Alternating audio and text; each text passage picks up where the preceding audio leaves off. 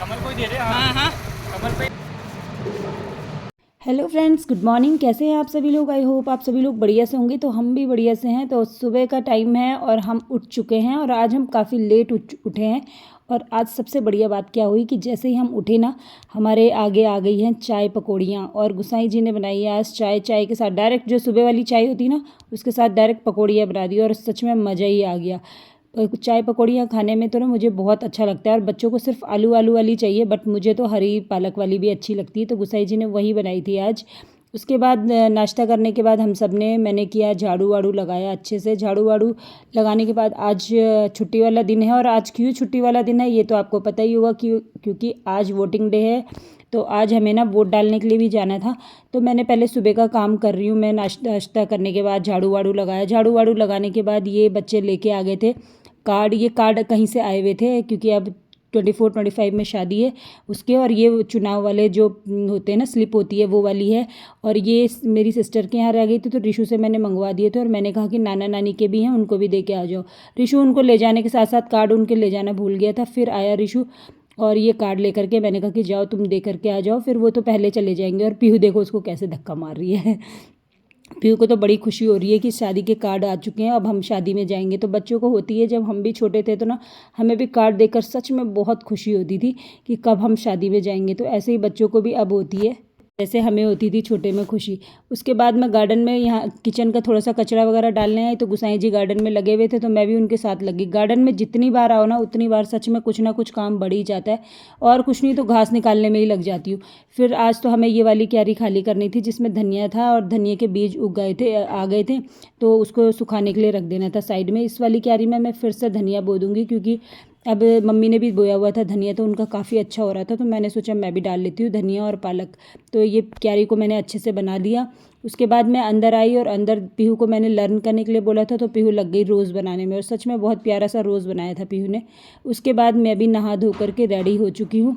और खाना मैंने पहले बना लिया था, उसके बाद मैं नहा धो के हो गई हूँ रेडी। और अब चलते हैं, खाना खा लेते हैं, उसके बाद चलेंगे।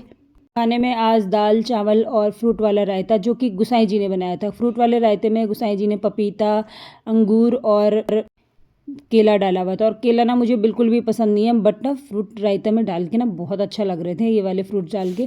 तो फिर मैंने खा ही लिया। और खाने के बाद हम चलते हैं अब वोट देने के लिए। तो धूप देख ही रहे होंगे आप, अभी बज रहे हैं दिन के 1:15। और 1:15 तो धूप बनती है इतनी तेज़।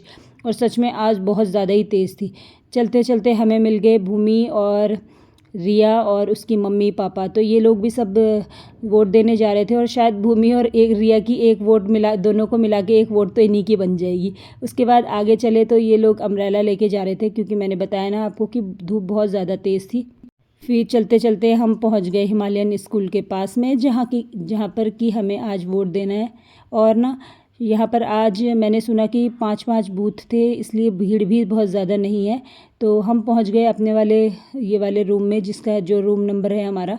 तो इस वाले में पहुँच गए। और देख लीजिए भीड़ कहीं भी नहीं है बिल्कुल भी। और इस टाइम पे तो वैसे भी भीड़ नहीं होती है, क्योंकि कुछ लोग पहले ही आ जाते हैं सुबह के टाइम पे। और ये मेरा नंबर भी आया और मैंने भी वोट दिया।